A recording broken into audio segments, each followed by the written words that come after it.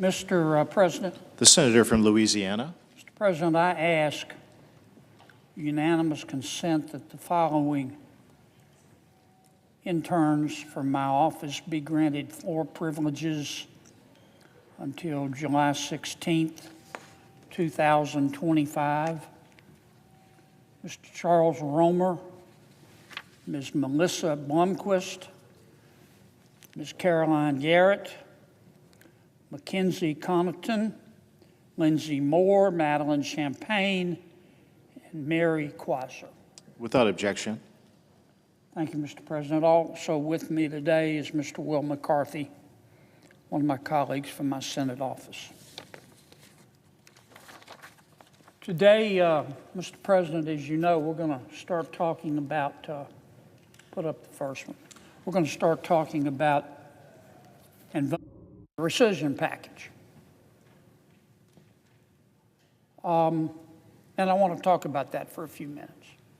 As you know, Mr. President, under our Constitution, Congress passes a budget. We send that budget to the President of the United States, whomever that might be, and the President executes or implements our budget. Close that door for me, please. And the President implements that budget. On occasion, under federal statute, the President has the authority, after we have passed a budget in Congress, to look at the budget and say, you know, I don't need all this money to accomplish the goals that Congress established and instructed me to accomplish. And so the President can contact us and say, Congress, I would like you to rescind some of the spending in the budget that you sent to me. It's called a rescission bill or a rescission package. President Trump has sent us a rescission bill or a rescission package asking the United States Congress to cut the budget by roughly $9 billion. And that's what we're going to start voting on today. Now, $9 billion is a lot of money, except when you compare it to the overall federal budget. $9 billion, despite the fact that it's a bucket load of money, is 1/10 of 1% of the federal budget. 1/10 of 1% of the federal budget. It gives you an idea of how big the federal budget is. I think most people, most adults anyway, understand that in life, what you say doesn't really matter. What you say doesn't really matter. It's what you do that demonstrates what you believe. And that's certainly true in politics. And that's certainly true in Washington, D.C. Ignore what anybody in Washington, D.C. says. Ignore it. If you want to understand their behavior, look at their behavior. What in Washington, D.C., as in life, what you do is what you believe, not what you say. What you do is what you believe, and everything else is just cottage cheese. Now, President Trump, whether you voted for him or not, whether you like him or not, ran on a platform of reducing the size of government. And the people elected him. And since day one, the president has been very hard, if you've paid attention to the news, he's been working very hard to reduce government spending. And he's reduced a lot. He started out with the DOGE program with Mr. Elon Musk. Mr. Musk, of course, has left. But the quest to reduce government spending, wasteful government spending, which I call spending porn, continues.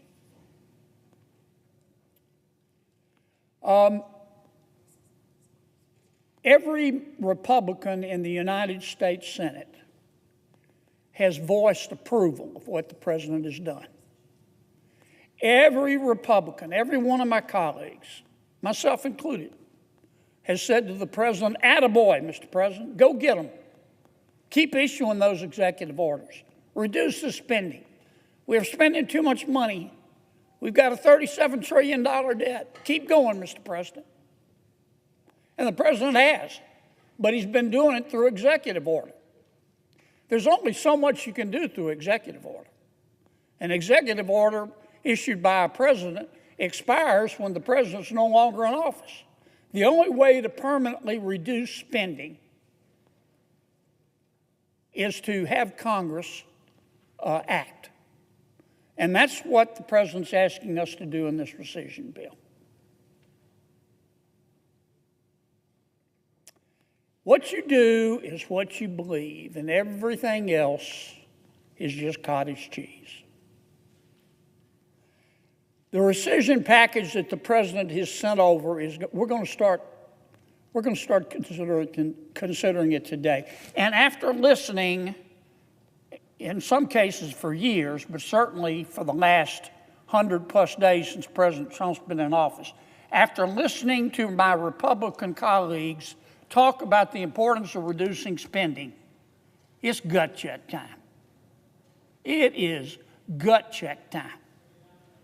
Because what you do is what you believe, not what you say.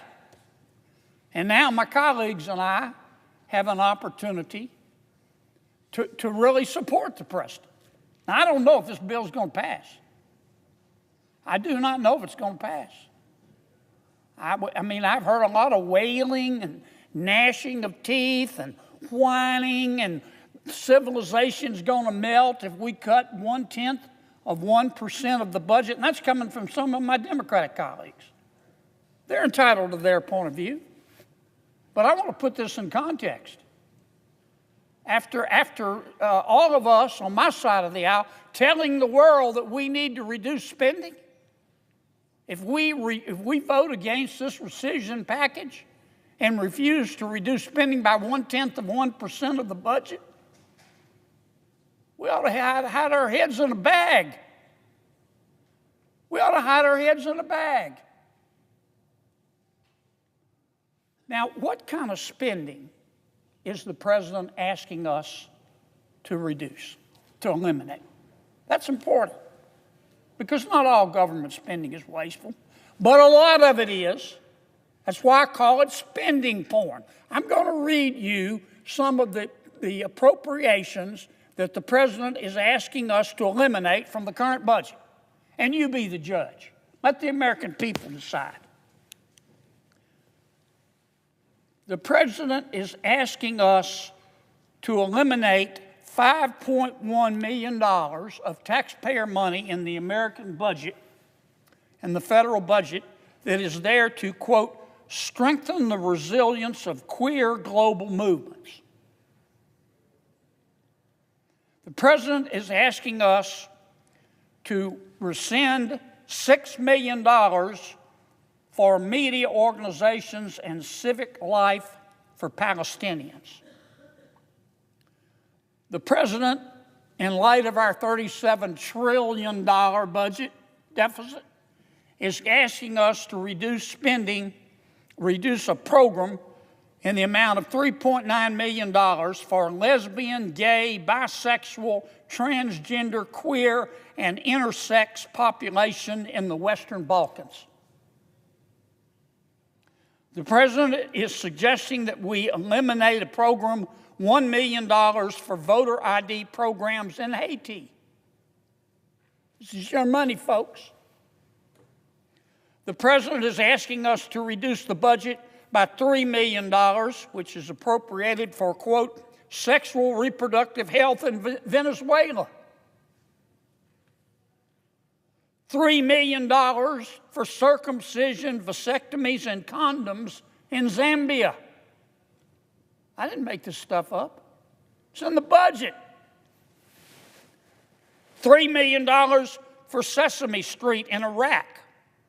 $833,000 for transgender people, sex workers, and their clients in Nepal. $882,000 for social media mentorship in Serbia and Belarus. $3.6 million for pastry cooking classes, cyber cafes, and dance focus groups for male prostitutes in Haiti.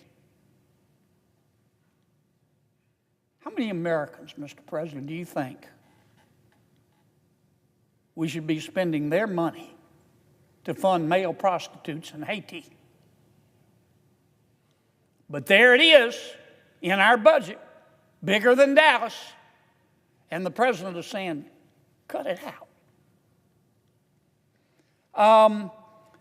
$6.2 million for Venezuelan migrants in Colombia, $500,000 to buy Rwanda electric buses. I love Rwanda. If they want electric buses, they've got a budget. $300,000 for a pride parade in Lesotho. $300,000 for lesbian, gay, bisexual, transgender, queer, intersex advocacy in Uganda. $500,000 for biodiversity in Peru. I could keep going. I could go the rest of the day and the night. Now, I know what you're thinking. How in God's name, on God's green earth, did this spending porn get in the federal government's budget? Why would Congress put it there? Well, I'm going to tell you why. We didn't.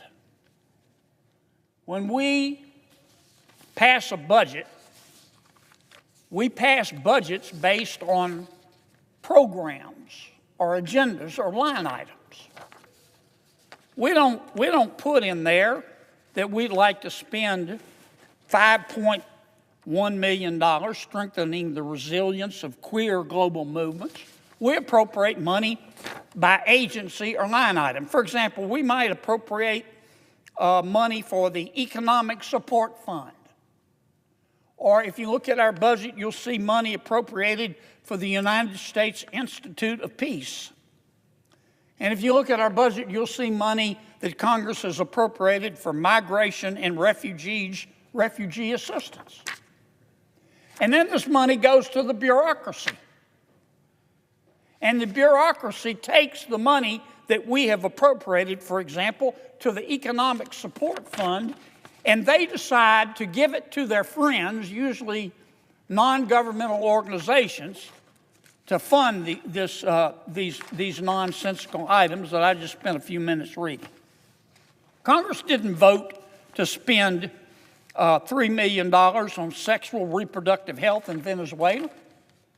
We voted for a program that the bureaucrats took and spent on sexual health, reproductive health in Venezuela. That's not an excuse, but I get that question all the time. Why did Congress vote to do this? We didn't. The bureaucracy did.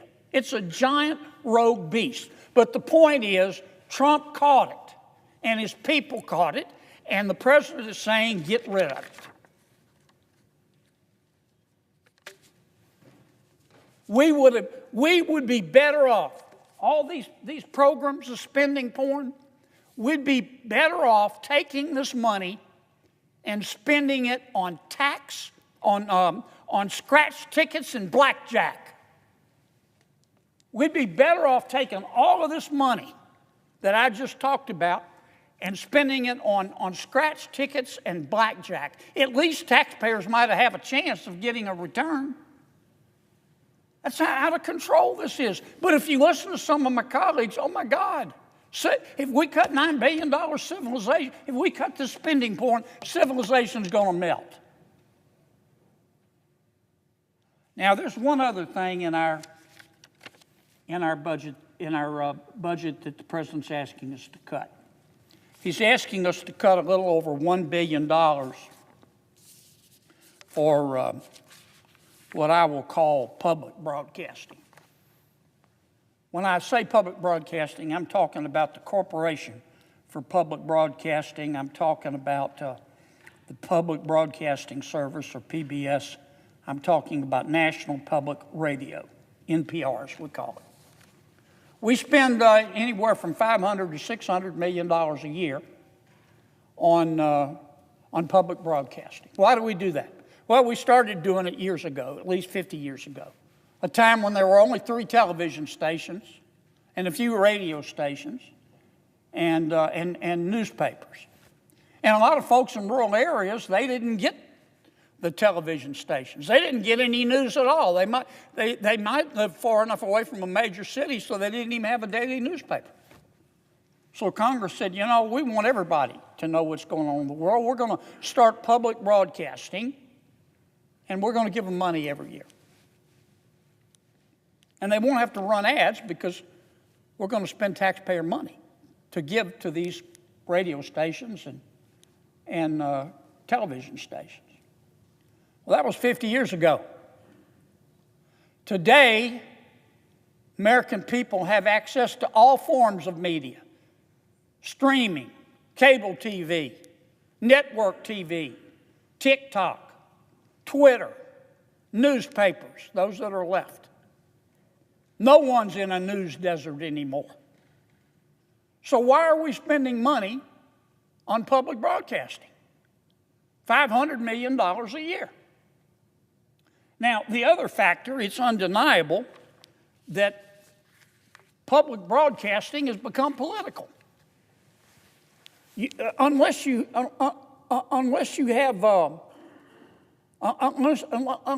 been a huge disappointment to your parents, you understand, if you listen to public broadcasting, that it's representing today one political point of view. The president of public broadcasting, no one would mistake her for Walter Cronkite, I can assure you. Her name is Catherine Mayer. This is her position. She's supposed to be delivering the news objectively, but this is what she has said. Trump is a deranged, racist sociopath. The president and CEO of NPR thinks that America is, quote, addicted to white supremacy. She has denounced the use of words boy and girl. She says that's, quote, erasing language for non-binary people. She contends that the United States was founded on the basis of, quote, black plunder and white democracy. That's who's running the show over there. She's entitled to her beliefs.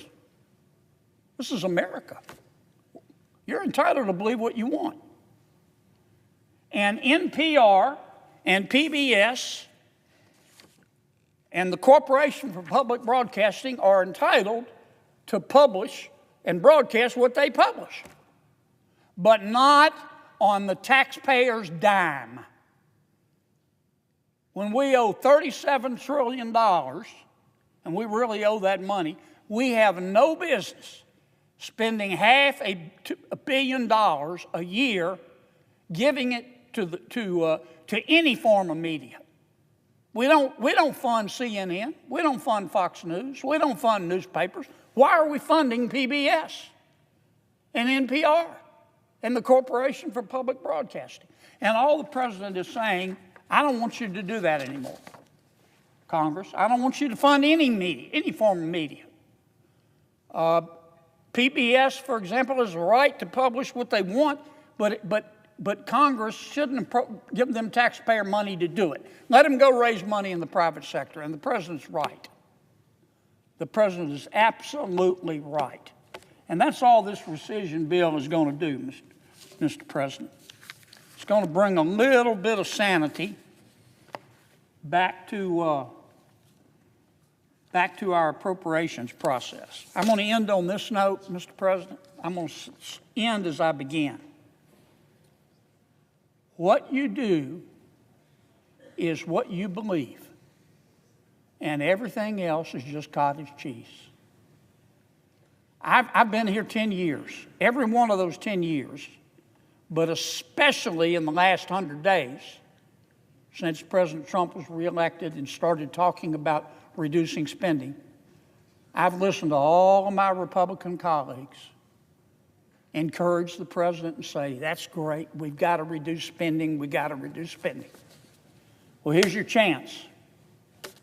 Here's your chance. It's gut check time. You either believe in reducing spending or you don't.